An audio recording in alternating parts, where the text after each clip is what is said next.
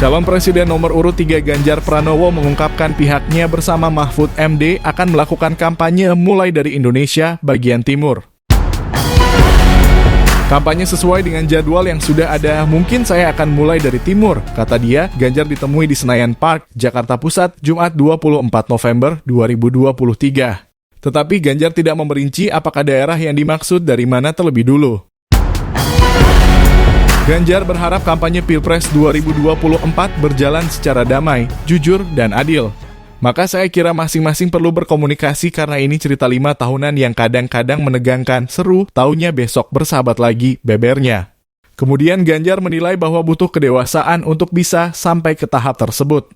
Kita harus jaga perasaan, kata Ganjar.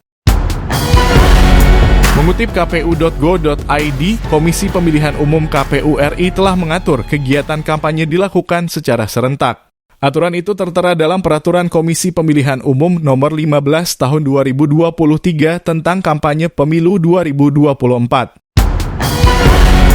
Dalam PKPU, masa kampanye dilakukan mulai 28 November 2023 sampai 10 Februari 2024. Berikut rincian jadwalnya.